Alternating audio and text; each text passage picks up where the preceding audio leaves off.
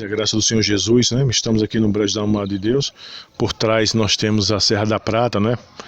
O texto que eu quero refletir com os irmãos é o texto de Efésios, capítulo 2, de 1 ao 10, que diz o seguinte: Ele vos deu vida, estando vós mortos nos vossos delitos e pecados, nos quais andastes outrora, segundo o curso deste mundo, segundo o príncipe da potestade do ar, do espírito que agora atua no filho da desobediência, entre os quais também nós andamos outrora, segundo as inclinações da nossa carne, fazendo a vontade da carne e dos pensamentos, e éramos por natureza filhos da ira, como também os demais.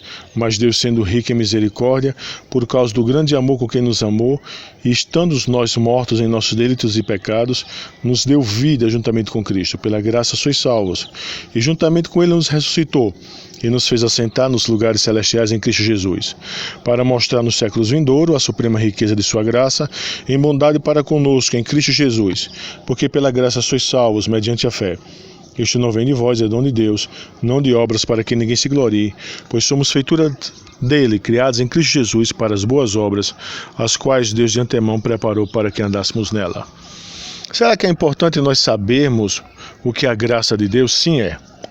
E é de fundamental importância nós sabermos o significado, primeiro, para entendermos a importância da graça de Deus, o significado do pecado. E, por conseguinte, obviamente, sabermos a importância do que seja a graça de Deus. Então, a primeira razão que eu quero trabalhar com os irmãos hoje é falar da seguinte forma: qual a importância de nós sabermos o que é a graça de Deus? E a importância de nós sabermos é justamente porque nós devemos entender qual era a nossa antiga situação sem Cristo. Os versos de 1 a 3, eles trazem alguns conceitos bem interessantes. No verso 1, nós temos o conceito de morte espiritual. A Escritura diz que nós estávamos mortos em delitos e pecados. No verso 2, nos diz que nós andávamos outrora segundo o curso deste mundo, segundo o príncipe da potestade do ar, do espírito que agora atua no filho da desobediência.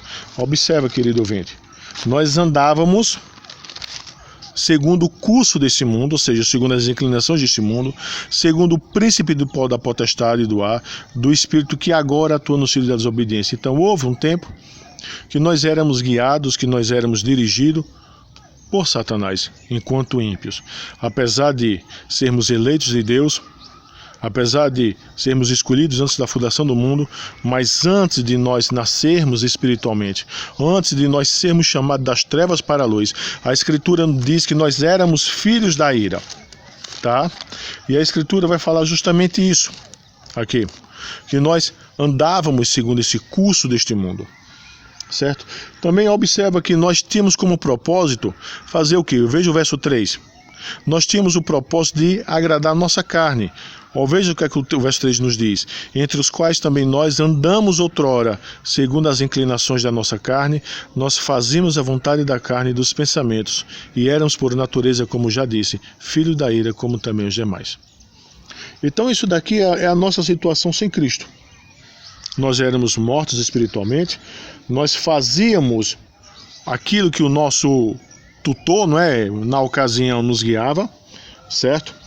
Nós satisfazíamos a carne e os pensamentos pecaminosos, certo? E é isto que caracteriza o homem como filho da ira, certo, querido ouvinte?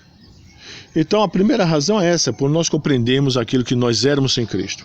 A segunda razão pela qual nós devemos compreender a importância da graça de Deus é justamente para nós entendermos e compreendermos o agir de Deus em nossas vidas. Ou seja, observa, o homem sem Cristo é isso, morto espiritualmente. O homem sem Cristo é isso, inclinado por Satanás a fazer tudo o que é errado. O homem sem Cristo é isso, ele não tem livre-arbítrio. Essa ideia de homem ter livre-arbítrio, isso é mentira.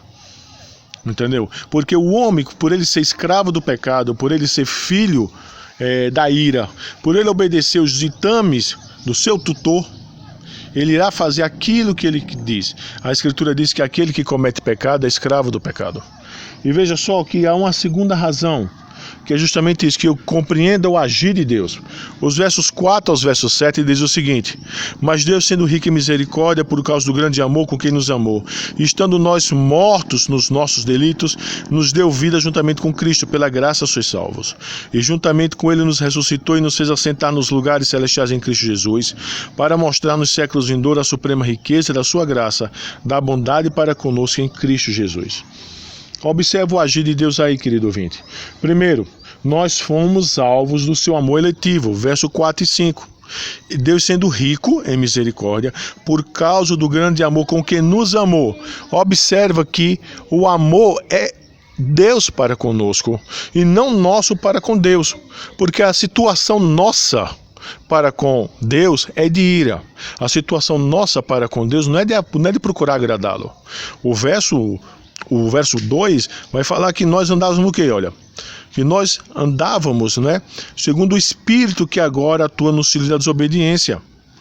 O verso 3, nos quais todos nós andamos outrora, segundo as inclinações da nossa carne. Então observa, não é nós que amamos a Deus primeiro, de hipótese nenhuma, mas observa que Deus que nos amou por causa do seu grande amor.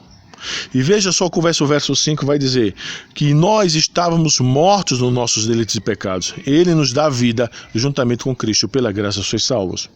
Certo? Então observa, nós somos alvo do seu amor eletivo, porque observa, Deus não faz isto com todo mundo. E aqui é que está o entendimento da eleição. Certo? Que observa, a eleição consiste nisso, em nós compreendermos que o quê? Que é Deus que nos elege, que é Deus que nos chama, que é Deus que nos tira das trevas para a luz, porque se depender de nós mesmos, nós jamais iremos. Tá? E veja só o verso 6 e 7, que nós somos alvo de uma honra totalmente merecida. O verso 6 vai dizer, né? E juntamente com ele nos ressuscitou, nos fez assentar nos lugares celestiais em Cristo Jesus, para mostrar nos séculos vindouros a suprema riqueza da sua graça em bondade para conosco em Cristo Jesus. Então veja só, nós temos isso, nós temos essa riqueza da graça de Deus. Nós temos essa riqueza dada pelo Senhor Jesus, certo? Aonde Ele, além de ter nos tirado das trevas, Ele nos amado. O verso 7 vai dizer, para mostrar nos séculos vindouros o que é a suprema riqueza de sua graça, em bondade para conosco. E essa bondade é manifesta em justamente isso, em Ele ter nos ressuscitado, em Ele ter nos feito nos assentar nos lugares celestiais em Cristo Jesus. Há uma terceira razão para nós entendermos o que é a graça de Deus, é nós compreendermos que tudo provém dele, nada provém do homem. O verso 8 a 10 vai dizer isso, né?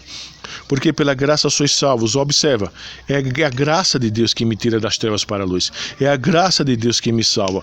Porque observa o verso 2 e o verso 3, qual era a situação que eu estava antes?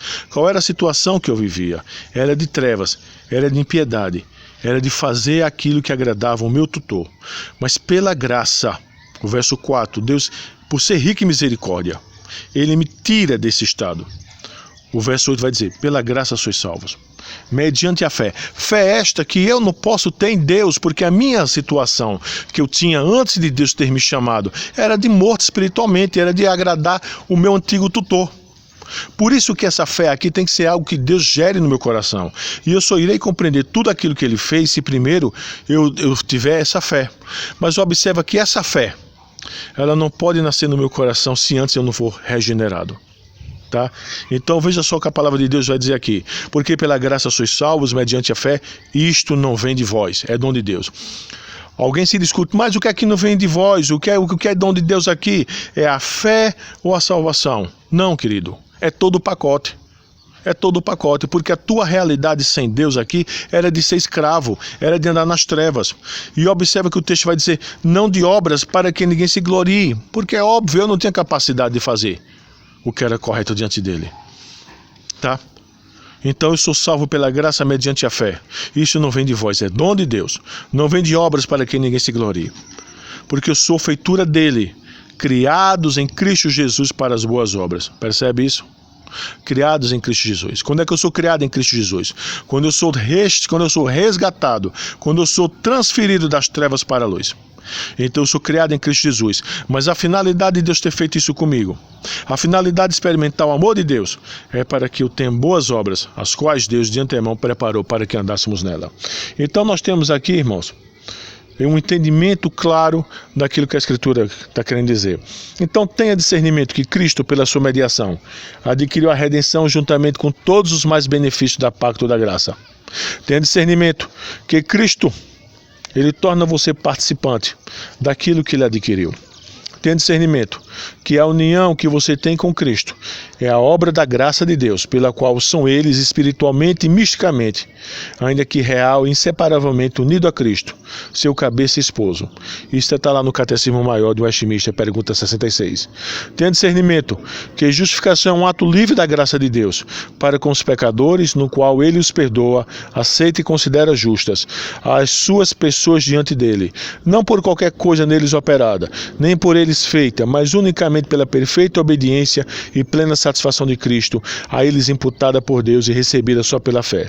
Está no Catecismo Maior do Westminster, pergunta 70. Tenha discernimento que a tua adoção é um ato da livre graça de Deus, em seu único Filho Jesus Cristo, e por amor dele, pelo qual todos os que são justificados são recebidos no número dos filhos de Deus. Traz o seu nome, recebe o Espírito do Filho, estão sob o seu cuidado e dispensações paternais. São admitidos a todas as liberdades e privilégios dos filhos de Deus, feitos herdeiros de todas as promessas e co-herdeiros com Cristo na glória. Catecismo Maior 74. Então, querido, resumindo, que nós saibamos o que significa a graça de Deus na nossa vida. Graça de Deus em não ter nos tirado de um estado miserável que nós encontrávamos. Graça de Deus em ter nos amado com grande amor. E graça de Deus de ter nos dado o pacote completo. Regeneração, a fé, a salvação, justificação, adoção, santificação e por fim a glorificação. Ou seja, graça de Deus do começo ao fim. Que Deus nos abençoe, queridos ouvintes. Que o Senhor tenha misericórdia dos seus santos, que saibamos glorificar a Santíssima Trindade por tão grande obra em nossas vidas. A Ele toda a glória. Amém, irmãos.